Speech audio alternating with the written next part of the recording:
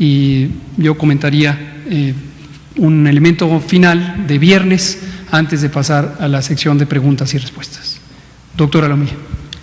Muchas gracias, señor subsecretario. Con su permiso. Buenas tardes a todas y todos. Como podemos ver, el panorama internacional, y si todos los días vamos enfocándonos en ese porcentaje que hemos estado comentando, que hoy está en 76%, que son los casos que iniciaron con síntomas de la enfermedad en los últimos 14 días, es decir, la actividad más reciente o lo que está activo de la pandemia, pues se sigue manteniendo, ¿no? Es decir, la pandemia está activa, todavía se están produciendo transmisión y contagios de la enfermedad, y día con día seguimos teniendo una cantidad similar de casos en todo el mundo. Pero claro, la diferencia viene ya cómo se está llevando a cabo esta transmisión en las diferentes regiones de la OMS, y lo podemos también ver en las gráficas de barras, en donde vemos cómo en un momento la región europea empezó, es la de color azul oscuro que está en el medio, empezó a tomar relevancia a medida que pasaba el tiempo, representando ahora más de la mitad de los casos que se confirman a nivel mundial. Sin embargo, también podemos notar cómo en la carga de enfermedad acumulada, la región de las Américas también mantiene una tendencia ascendente, y día con día, que es el color rojo oscuro que está abajo, también empieza a haber un incremento. De hecho, el día de hoy ya superó el 40% de la carga de enfermedad en las últimas 24 horas, ¿no? Entonces tenemos una pandemia en evolución, que a su vez son epidemias en los países en donde se están presentando. En la siguiente diapositiva podemos ver la actualización de nuestra carga de enfermedad en México. El día de hoy se confirmaron 178 nuevos casos de COVID-19, elevando entonces la estadística a 1.688 casos confirmados. Igualmente también se eleva la cantidad de casos negativos, que son 8.602, y se tuvo también lamentablemente el deceso de 10 personas, teniendo ahora la cantidad de defunciones en 60. 15.688 son las personas que hasta el momento han sido estudiadas y que precisamente están distribuidas en las diferentes cuadros o números de salida. El mapa de la República Mexicana, si vamos haciendo memoria de los últimos días, prácticamente se mantiene similar en relación a la carga de enfermedad por estado.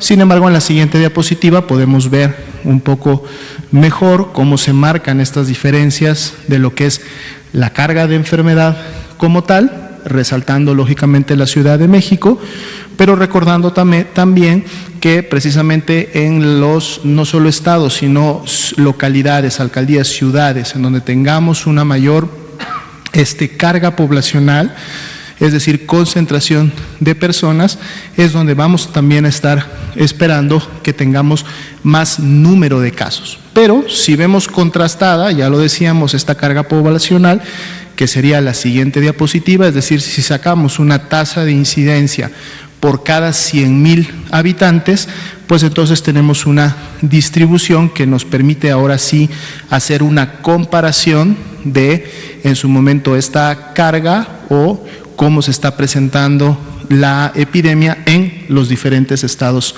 de la República. Y si bien es cierto, Ciudad de México continuaría en un momento con esta mayor carga, ya la diferencia por tasa de incidencia acumulada varía en los diferentes estados, como ustedes lo pueden ver. En la siguiente diapositiva veremos la distribución por edad.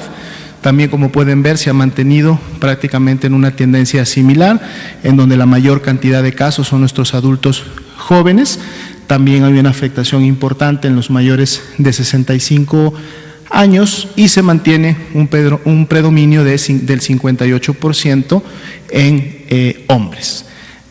De personas que han tenido que ser hospitalizadas, es decir, que desarrollaron una enfermedad ya no leve, sino que en su momento presentó algún signo de alarma, por lo tanto tuvo que ser ingresada a un segundo nivel de atención, Y vemos cómo el color amarillo, que es el que representa a las personas que tuvieron esta condición, es decir, que tuvieron que ser hospitalizadas, día con día va incrementándose en función también del incremento de la edad en años de la persona, teniendo inclusive un incremento importante o bastante mucho más evidente en aquellos que son mayores de 65 años. La siguiente, por favor. Aquí vemos ahora el análisis de las 60 lamentables defunciones que han ocurrido, a comparación de la distribución por grupo de edad que veíamos en los casos confirmados. Aquí sí las defunciones es más evidente aún de que se concentran en grupos de edad más avanzados. Podemos ver la mayor carga o barras de estos grupos poblacionales precisamente en las edades arriba de 60. La distribución sigue siendo similar, si recordamos las presentaciones anteriores, en donde hay un predominio de un 86% en hombres. En la siguiente diapositiva podemos notar la distribución por estado, de cómo han estado ocurriendo estas defunciones. Igual recordemos que si hay una mayor carga de enfermedad, es decir, número de casos en un estado, entonces las proporciones que ya conocemos que se dan de casos graves y en su momento de pacientes críticos, también se incrementa en estas localidades. Por eso no sería de llamar la atención que en los estados con mayores concentraciones poblacionales y con mayor cantidad de casos confirmados es también donde podemos observar una carga importante de defunciones. En la siguiente diapositiva podemos ver nuevamente la distribución de cómo se ha comportado la comorbilidad o la presencia de estos factores de riesgo, y es importante utilizar esta información precisamente para, durante esta Jornada Nacional de Sana Distancia, hacer un llamado a la población.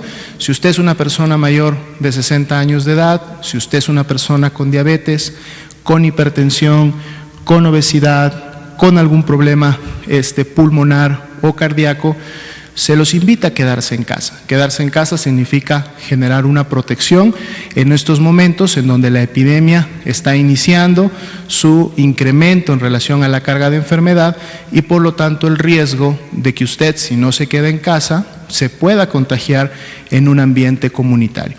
Y por eso es importante atender las medidas de esta Jornada Nacional de Sana Distancia que al menos se han emitido hasta el 30 de este mes. En la siguiente diapositiva, esta es una diapositiva nueva que queríamos también mostrarle, es precisamente el porcentaje de positividad. ¿Qué es el porcentaje de positividad? De todas las personas que en un momento son clasificadas como casos sospechosos, es decir, una persona que presentó a lo mejor tos con fiebre, o a lo mejor presentó tos y dolor de cabeza, o presentó fiebre y dolor de cabeza, presentó algunas de estos 3 signos o síntomas, al menos 2 de ellos, y además cualquier otro signo o síntoma característico de una infección respiratoria aguda, se clasifica como caso sospechoso. Sin embargo, sabemos que en este momento no solamente está circulando COVID-19, de hecho estamos todavía a 4 semanas de que termine la temporada de influenza y además sabemos que en el periodo invernal todavía siguen circulando otros tipos de virus respiratorios. Entonces el porcentaje de positividad es importante porque nos ayuda a evidenciar de todos estos casos que son clasificados sospechosos, es decir, de todas las personas que en un momento están cursando con una infección respiratoria aguda, ¿cuántas realmente tienen COVID-19 o fueron positivas en este caso a COVID-19?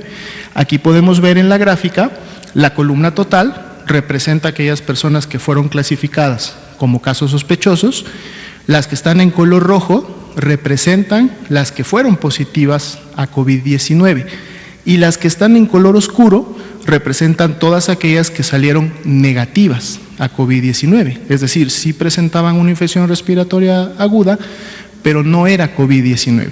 Esto es importante porque en la medida que vamos dando seguimiento y vamos entrando a un escenario 2 ya más importante y sobre todo a un escenario 3, empezamos o creemos nosotros que tenemos que empezar a ver un incremento de este porcentaje de positividad, es decir, se espera que cada vez más cantidad de personas que tienen una infección respiratoria aguda sean COVID. En este momento ese porcentaje se ha mantenido alrededor del 20%, que quiere decir que de cada 10 personas que tienen una infección respiratoria aguda como tal, 2 están siendo por COVID-19. Y este porcentaje es importante porque independientemente de que sean 1000 personas enfermas o sean 20 personas enfermas o 500 personas enfermas, saber qué proporción de ellas realmente tienen COVID y poder dar ese seguimiento en el tiempo nos puede ayudar a identificar en qué momento la enfermedad empieza a circular más. Es decir, esperamos ver que en un momento, en vez de que sean 2 de 10, ahora van a ser 3 de 10, o 5 de 10, o 6 de 10, lo que en su momento nos estaría hablando de que el virus empieza a dispersarse y que cada vez más personas que tienen una infección respiratoria aguda la están teniendo porque tienen COVID-19. Es importante en este gráfico también mencionar, para que no se lleve una interpretación inadecuada, que recordemos que estamos ante una enfermedad que tiene un periodo de incubación que fluctúa entre los 5 y los 6 días. Por lo tanto, si nosotros nos vamos al último día que está en la gráfica, tenemos que al menos descontarle esos 5 días, estamos hablando del 2, el 1, el 31, el 30, el 29, porque esta disminución de personas que vemos al final no es una imagen real. La imagen real realmente está ahí por el día 26, en donde todavía vemos cómo hay una tendencia ascendente, pero que de todas maneras en la parte superior se estabiliza. Eso vamos a ir viendo cómo va cambiando. Lo que quiero decir es que la disminución de los últimos 5 o 6 días no es porque haya una disminución de casos, es porque durante esos 5 o 6 días hay personas que todavía están incubando la enfermedad y que en su momento empezarán a expresar sintomatología y empezarán a aparecer en esta gráfica. Pero lo importante de la gráfica es precisamente ese porcentaje de positividad que estaremos puntualmente dándole seguimiento para ver cómo empieza a incrementar o no la transmisión de COVID. En la siguiente diapositiva tenemos el mismo porcentaje de positividad, pero ahora por estado. Es decir, cada entidad federativa también ha detectado, ha clasificado casos sospechosos, les ha tomado la prueba y ha confirmado casos. Y aquí podemos ver cómo, más allá de que hay unos estados que han confirmado más casos, es decir, tienen una cantidad de personas en color rojo mayor que otros estados, cuando vemos el porcentaje de positividad, prácticamente este porcentaje se ha mantenido también entre un 20 y un 30%. Es decir, que más allá que, por ejemplo, Ciudad de México tenga la mayor cantidad de casos confirmados, su porcentaje de positividad está en el 30%. Es decir, que de cada 10 personas que han sido muestreadas y estudiadas por una infección respiratoria aguda, 3 de ellas en este momento o hasta este momento solamente han sido COVID-19. De ahí la importancia de poder estar dando seguimiento a este indicador. En la siguiente diapositiva vemos nuestra curva de casos acumulada, un poco para tener también el comparativo con otros países a los que hemos estado dando seguimiento y ver cómo se está comportando esta curva posterior o en seguimiento a cuando inició de manera oficial la jornada de salud, la jornada de sana distancia a nivel nacional y el reforzamiento que en su momento vino una semana después y que es esta precisamente la que estamos por cerrar el día de mañana.